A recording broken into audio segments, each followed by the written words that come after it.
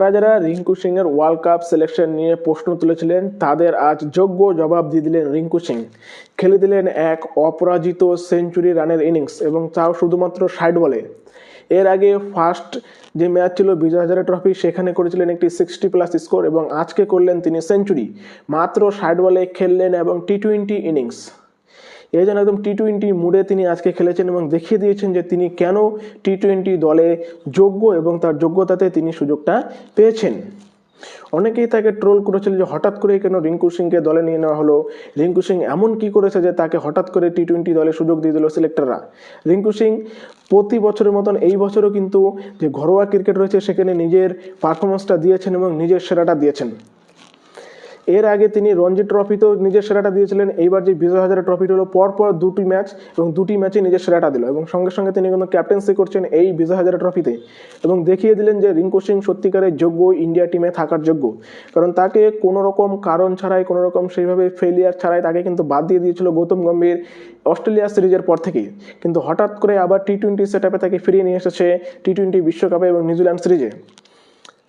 এবং সেই যে সিরিজে আনার পরে কিন্তু তাকে নিয়ে অনেক রকমের প্রশ্ন হচ্ছিল। অনেক ফ্যানরা প্রশ্ন করছিল রিঙ্কু সিং কেন জিতেশ শর্মা নয়, জিতেশ শর্মাকে কেন হঠাৎ করে বাদ দিয়ে দেওয়া হলো, বিশেষ করে আরসিবি ফ্যানরা। কিন্তু সেই যে তাদেরকে যোগ্য জবাব কিন্তু আজকে রিঙ্কু সিং দিয়ে দিল। সেঞ্চুরি রান করলো মাত্র 60 বলে।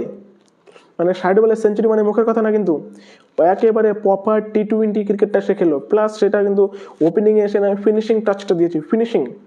ফিনিশার সবাই হতে পারে না, ফিনিশার হতে গিয়ে কিন্তু সবাই ফিনিশ হয়ে যায়।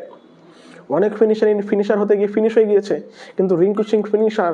রিঙ্কু সিং দ্য ফিনিশার যে ট্যাগ, সে যে ট্যাগটা নিয়ে তিনি এতদিন ধরে ঘুরছে, সেই ট্যাগটা কিন্তু তার প্রাপ্য এবং সে সেটার যোগ্য। সে কারো চেটে চুটে দলে নেই, তাকে কেউ জোর জবরদস্তি, তার জন্য কেউ লড়াই করে তাকে দলে রাখেনি। সে এটা তার যোগ্য, সে এটা আর্ন করেছে তার মেহনতে, তার হার্ডওয়ার্ক, তার তপস্যার ফল এটা। এবং সেই তপস্যার ফলে তিনি ফলটা পাচ্ছে। এর আগে তিনি খেলেছিলেন সৈয়দ মুশতাক আলী ট্রফিতেও, ভালো ভালো কেমিও খেলেছিলেন এবং এই বছর বিজয় হাজারে ট্রফিতেও ভালো খেলেছিলেন। এমনকি রঞ্জি ট্রফিতেও তিনি নিজেকে মেলে ধরেছিলেন। বারবার কিন্তু নিজের যে ঘরোয়া ক্রিকেট সেখানে তিনি নিজের যোগ্যতাটা প্রমাণ করছেন রিঙ্কু সিং, এবং তার জন্যই তাকে চান্স দেওয়া হয়েছে। আর যেহেতু এই বছরের ওয়ার্ল্ড কাপটা রয়েছে ইন্ডিয়াতে, তাই রিঙ্কু সিং থাকা অত্যন্ত জরুরি। কারণ রিঙ্কু সিং ইন্ডিয়াতে বর্তমানে বেস্ট ফিনিশার। রিঙ্কু সিং এর থেকে ভালো ফিনিশার কিন্তু ঘরোয়া ক্রিকেটে কেউ নেই, এটা মানতেই হবে।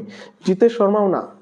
তাই যারা যারা জিতেশ শর্মাকে বাদ দেওয়া এবং রিঙ্কু সিংকে নেওয়াতে অনেকটা দুঃখী ছিল, তারা কিন্তু বুঝতে হবে যে না, আবেগ দিয়ে ভাবলে হবে না। এটা ওয়ার্ল্ড কাপে আবেগ দিয়ে ভাবতে হবে না, ওয়ার্ল্ড কাপে আমাদের বিবেক দিয়ে ভাবতে হবে এবং ওয়ার্ল্ড কাপটা আমাদেরকে জিতে আসতে হবে।